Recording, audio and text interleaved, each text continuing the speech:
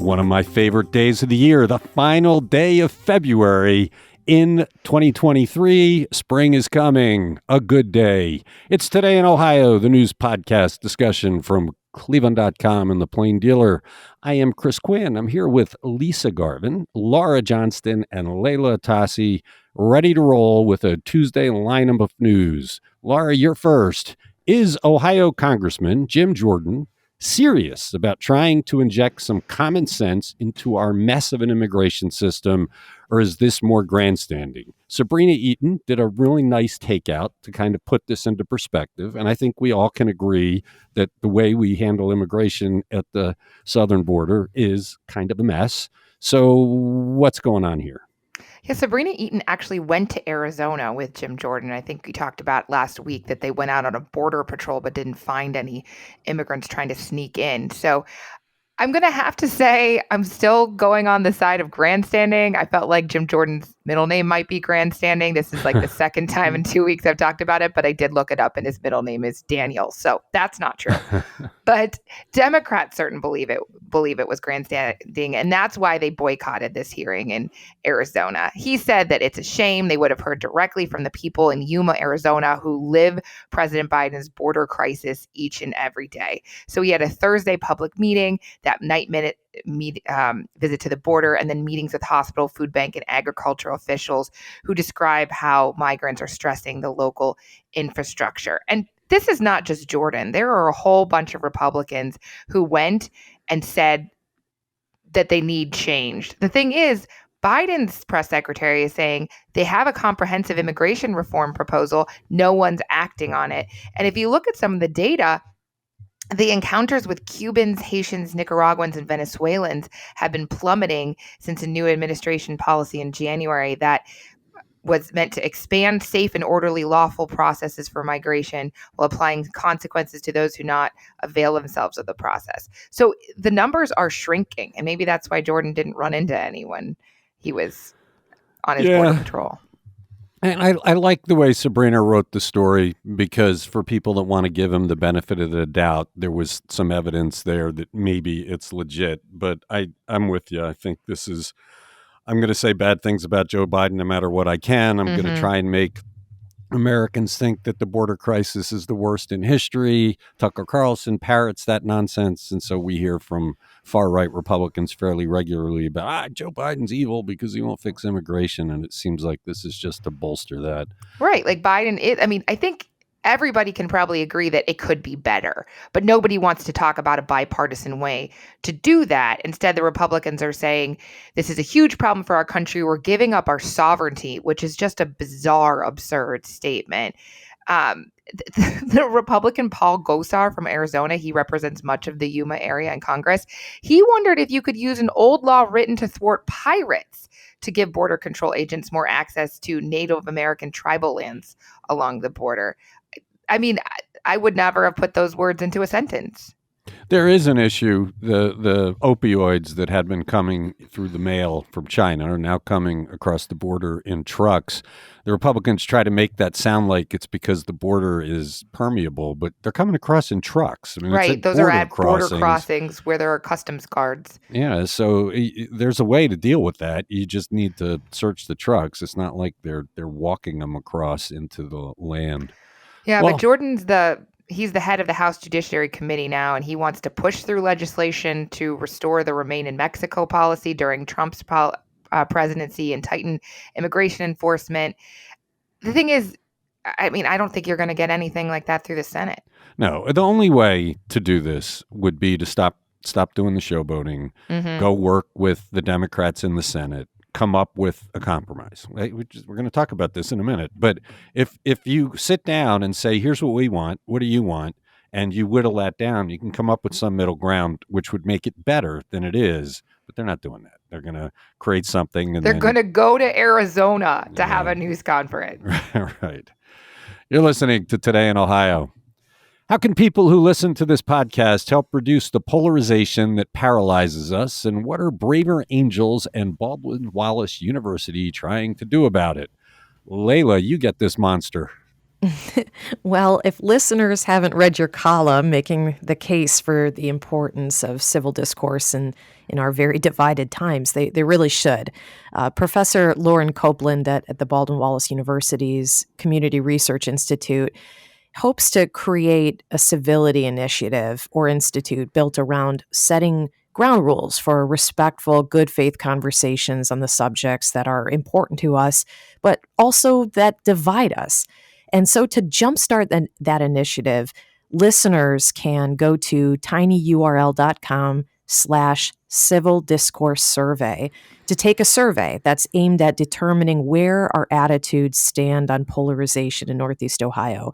And then they can go to braverangels.org and sign up. Braver Angels is an organization that seeks to bring people of all political stripes together for the kinds of conversations that Professor Copeland's rules for engagement are aimed at facilitating. They began in the aftermath of the 2016 presidential election. The founders were so concerned about the national rancor that they brought 10 Donald Trump voters and 10 Hillary Clinton voters together to see if they could arrive at common ground with a sense of civility.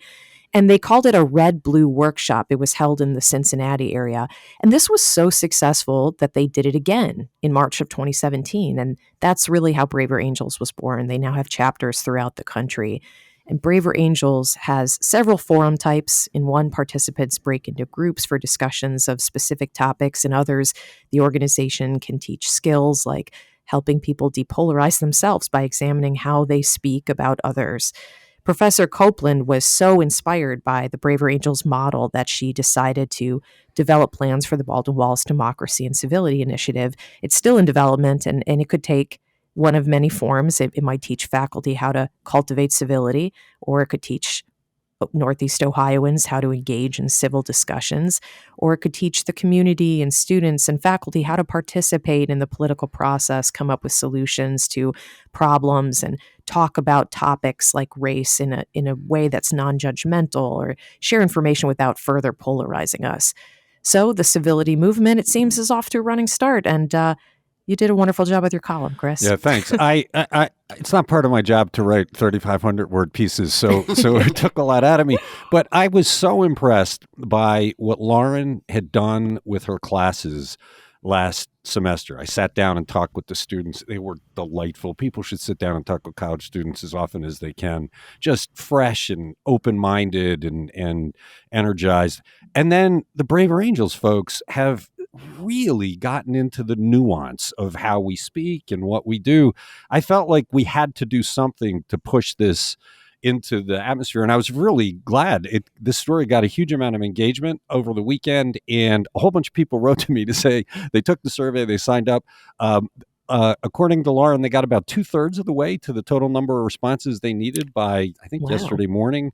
They could. What's the total they need? I don't know. I can't remember. It's smaller than you think, but they don't have enough conservatives. They need to get some more people that lean red. So I'll probably write something just to say that. Please go fill this out. It's a very provocative set of questions. I mean, I took an early draft, and it's meant to make you a little bit uncomfortable. It is successful at that. And I heard from several readers that it did that. This was a very different sort of survey to make you think about where you stand. So I'm glad people said they were signing up for Braver Angels. They want to have those conversations. I do think what Laura mentioned yesterday, the contrast between this piece and the reaction we got from people to the Dilbert decision, it's a unreconcilable conflict. We heard from people, abjectly racist people who were set. And I heard from some of our readers saying, look, I want to do this, but the people who are to the extremes, I don't know how to talk to them. They're never going to change their minds. And my answer was, Braver Angels isn't going to get to the extremes. Those folks that are drowning out all conversation right now with their screaming are not really part of the solution. It's the great number of people in the center that probably can do this. But I hope whatever they come up with at Baldwin Wallace is rich. I also heard yesterday from somebody that sent all this to the Bliss Institute at the University of Akron, which is working on its own civil discourse initiative, and maybe the two universities could even work together. Oh, that's terrific. It's interesting. Coincidentally, I was editing a column yesterday that came in from Leslie Kuba, our columnist. And a while back, she wrote a gun control column, and she was just pounded with response from people. That's a very inflaming kind of topic. And there were so many personal attacks in those emails that the tone of her, she wrote a follow-up column that basically says, how are we ever going to find solutions when this is how we treat one another? And I was, she had read your column, and she was so glad that you had kind of set the table for her to launch into this next piece. So I hope you tell her that what you're hearing from there is not representative. It's a very vocal, very tiny minority, and it is offensive. If you haven't developed the thick hide, it can be tough. I mean, I have not enjoyed the stew of racial invective that's been rolling across my mailbox, but it bounces off me because these people have no credibility. I hope that she develops that, because it's not. I would hate for her to start taking that personally. Yeah. You're listening to Today in Ohio. I don't know if the prosecution saved their best witness for last, but the final prosecution witness did have powerful things to say about Larry Householder. How did he take the statement about blowing up his house? I should say, Lisa, he was talking more about Matt Borges, the Larry Householder co-defendant, but it's all part of a big bracketeering case, so it's together. Yeah, and Tyler Furman took the stand yesterday, and he's probably arguably the prosecution's star witness.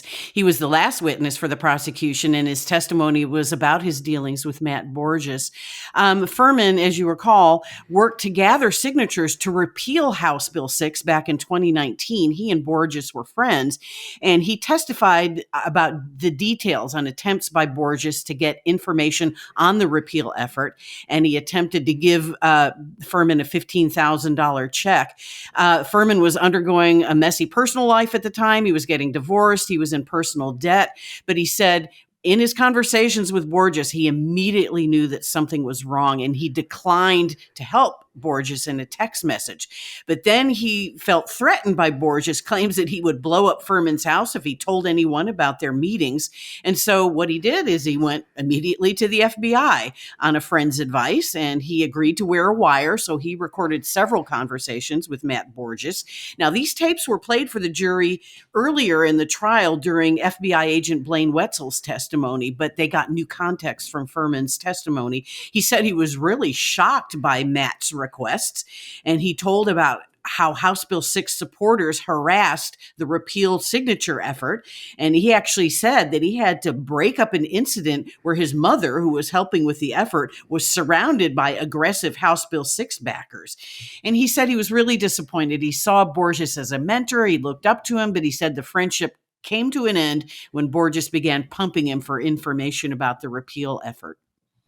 And he did speak to what we didn't know whether it was a joke or not, the statement by Borges that if you tell anybody, I'll blow up your house. What did he say about that?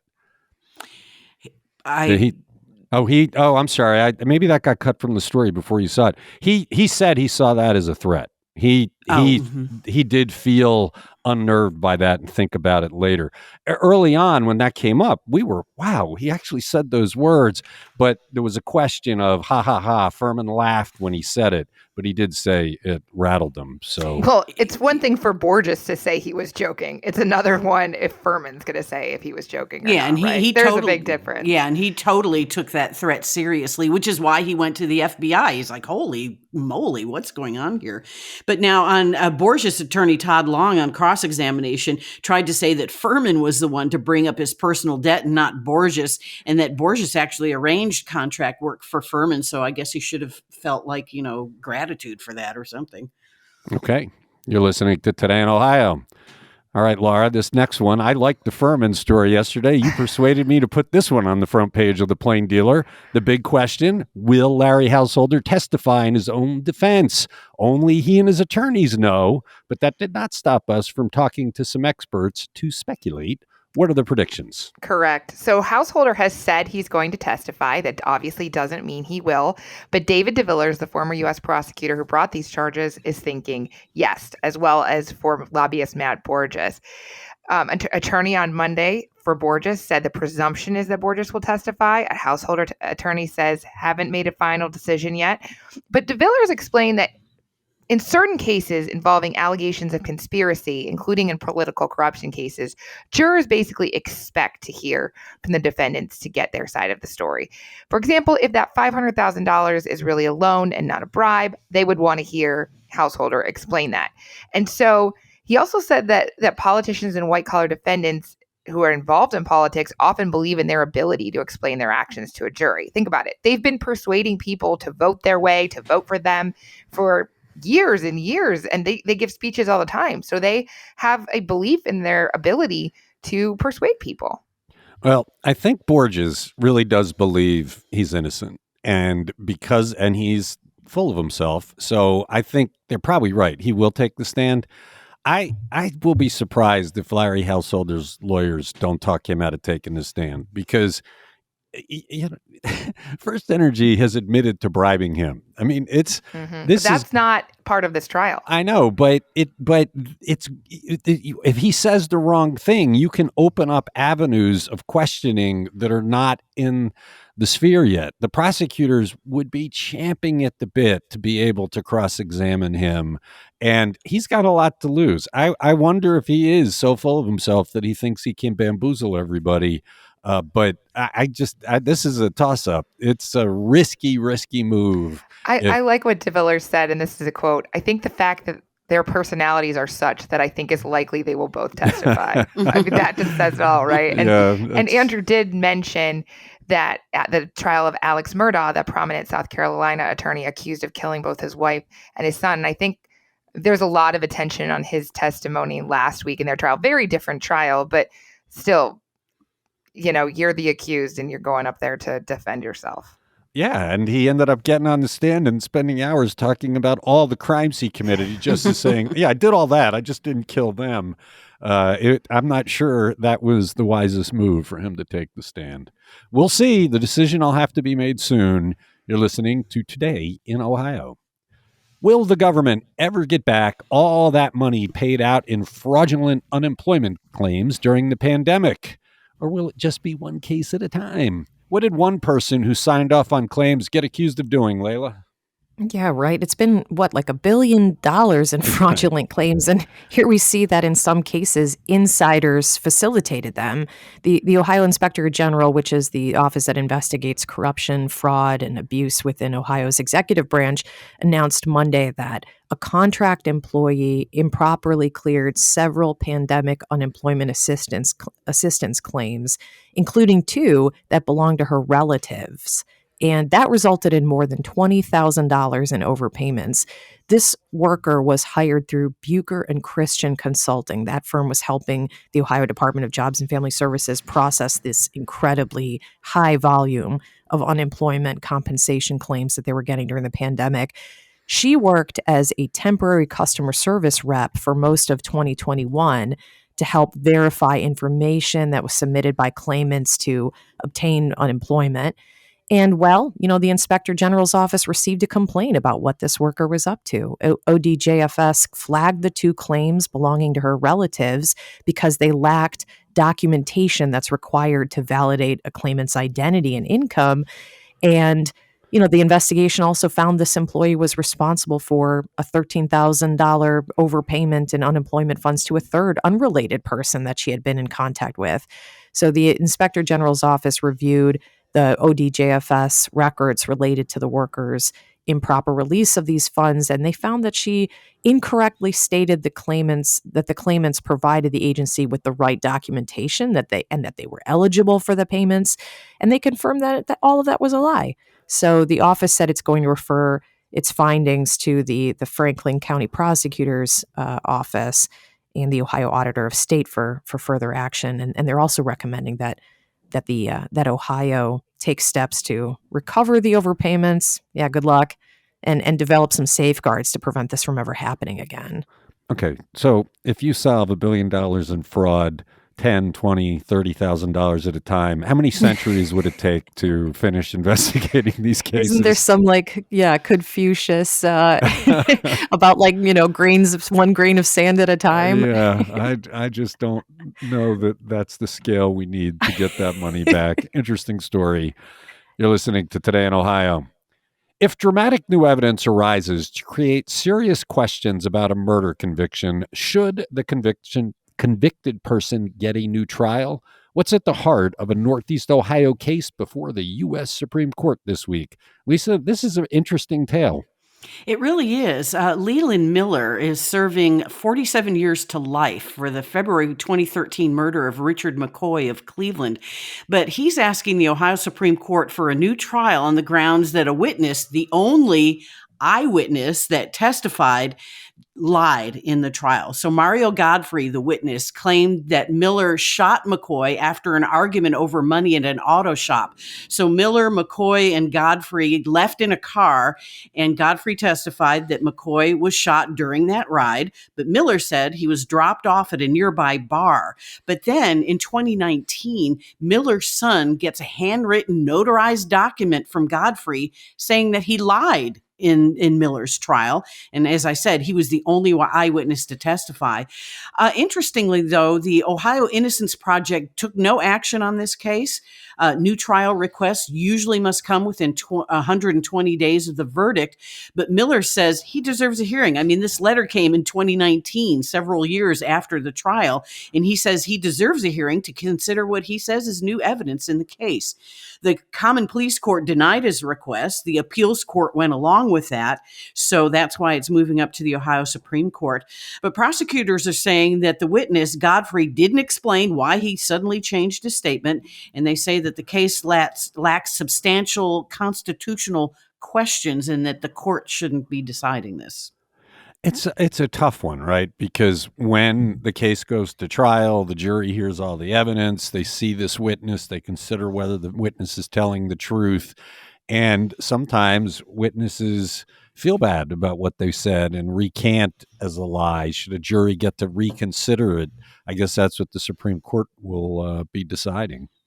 I remember a death penalty case in Texas back in the 80s where a black janitor was convicted and sat on death row and had a date with death. And he had been on death row for years. And then all of a sudden, 2 white janitors recanted their testimony and said, well, they were the ones who did it. So this guy almost died because of that. So yeah, I mean, I think this is new evidence that needs to be considered. Yeah, in the end, if you're depriving somebody of their liberty, you would think that you would give them every chance to prove that they might be wrongly convicted and get their chance to go before another jury, especially since this was the only witness against him. The way the U.S. Supreme Court's been going lately, I don't know what his chances are. This is at the Ohio Supreme Court. Oh, I'm sorry. I thought it was the U.S. Supreme Court. My mistake. Thanks for correcting me. You're listening to Today in Ohio. The talk of artificial intelligence is the rage in 2023, with ChatGPT getting the most headlines. But 4 major institutions in Ohio's 3 biggest cities used AI to deduce that ketamine is a good drug for treating cocaine addiction. Laura, how did that work? Right. This is a group of scientists from Case Western Reserve, University of Cincinnati, Cleveland Clinic Lerner College of Medicine, and Metro Health Medical Center. And they had this idea that ketamine could help curb cocaine addictions. There was existing studies. None of them had a wide enough range of subjects that they could point to that this is pretty definitive. So they used artificial intelligence to analyze tens of millions of electronic health records. And this is called repurposing. The idea is finding existing drugs that have the potential to treat conditions other than what they were developed for. And they're using a discovery algorithm that was developed by Case Western Reserve to screen a potential list of drugs. So they were able to find a greater diversity of participants by race, gender, and concurrent medical and psychiatric conditions just based on doing the AI work, and found that cocaine use disorder patients who were administered ketamine for pain, so for something different, or depression, they experienced 2 to 4 times higher remission rates. So that was really good news. So they were able just to scan all of these records that already existed to find something that looked pretty promising. Yeah, the idea that ketamine is being used is radical, right? Because ketamine was not intended for that purpose. But the way they come up with that is fascinating. You just wonder how many other discoveries will be made now that we're feeding all this data into the computer to kick out what we might not see as people trying to study it. Yeah, absolutely. And that you're not having to go through all of these different drug trials from the beginning to test things, right? You already have a huge body of research that you can comb through. The AI trend for the next 10 years is going to be as big a deal as the internet, if not bigger. I can't wait to see what we learn. A lot of bad things could happen as a result, but a lot of good could come of it. And we're really off to the races. It's kind of cool to be alive right now. You're listening to Today in Ohio. How much time will a formerly respected Pepper Pike rabbi spend in prison after getting caught in an underage sexting? Layla, this was a big news case because this guy was pretty widely known. Yes, 61-year-old Stephen Weiss, who for 2 decades served as a pulpit rabbi at B'nai Jeshurun, he's going to prison for 6 months. Weiss pleaded guilty last month to attempted unlawful sexual conduct with a minor and importuning, which stemmed from his April arrest by investigators with the Ohio Internet Crimes Against Children Task Force. This guy communicated over a messaging app with an undercover agent who he believed was a 15-year-old boy, a high school freshman. Then he offered to have sex with the boy, and he made a plan to meet up at the kid's house. And this was a straight up To Catch a Predator style sting, right? The guy showed up with his condoms and his erectile dysfunction medicine, and he was very concerned about the possibility of surveillance cameras at the kid's house. So busted. Now, in court, he tried to argue that he shouldn't get any prison time. He blamed the whole thing on a traumatic brain injury in 2018 that necessitated that he take this medicine that affected his impulse control and decision making. And he actually had a doctor write a letter to the court saying he didn't think Weiss would have committed this crime but for this medication. But, apparently this isn't the first time he has gotten pegged in a situation like this. It happened in 2020. He had reached out to an undercover agent again, but didn't try to meet up with the agent. So he wasn't arrested or charged. But I'll tell you what, even if the meds made it difficult to control his impulse was still to have sex with a child. So lock him up. What are they doing prescribing a medicine that could have that effect? I mean, that sounds like a dangerous medicine that maybe there ought to be alternatives. It seems like a case. Look, anybody that has kids worries about this kind of thing. And this is one of the investigative units we have in Northeast Ohio that does a lot to keep people in check. The fact that he was worried about cameras and things tells you that they're aware there's enforcement out there. Right. You're listening to Today in Ohio. We got one more. As today is the end of Black History Month, let's talk about one of the profiles we published over the last 4 weeks about an internationally recognized advocate for housing issues. Lisa, who was Inez Killingsworth? She was an awesome woman, apparently. She founded Empowering and Strengthening Ohio's People, or ESOP, to fight predatory lending, and she made that program statewide in 2008. And she helped 55,000 families stay in their homes between 2005 and 2012, according to current ESOP Executive Director Michael Billnitzer. He said she was an amazing woman. He said she was kind of frail. She was not an educated woman, but she could put the fear of God into powerful bankers. And she would organize bus tours of Cleveland neighborhoods that had been ravaged with empty homes. And she, took Wall Street financiers to show them what was going on. She testified before Congress on the effects of predatory lending, particularly on Black families. And she got many lenders to change their tune. She got them to treat Black borrowers equally. And if they didn't, I love this, she would go to protests and throw plastic sharks at these lawyers. I just love that visual. But she's been an advocate for years. I mean, she approached the school board and city hall about wild dogs in her Union Miles neighborhood that wouldn't let her kids walk to school because they were so wild, and she could see the school from her porch. And she was also a janitor at Alexander Hamilton Middle School, and she helped troubled students on her own after school. And her daughter Wanda called her the unofficial mayor of Cleveland. Yeah, it's a wonderful profile. It's by Brenda Kane, right? Laura, you there? Yes, it is by Brenda Kane. She did a lot of really nice pieces for Black History Month. Yeah, if you want to see a bunch of nice profiles in honor of the month, just search for her name on cleveland.com. And I'm with Lisa. That plastic shark detail, you're like, can you come up with anything more? It's like nonviolent, but just very piercing. Can you imagine somebody went down to city council during a council meeting and did that today? They'd probably have them arrested. Maybe they'd make them say whether they're voting yes or no. Like maybe we'd hear them. All right. It's Today in Ohio. That's it for Tuesday. Thanks, Lisa. Thanks, Layla. Thanks, Laura. Thank you for listening to this podcast.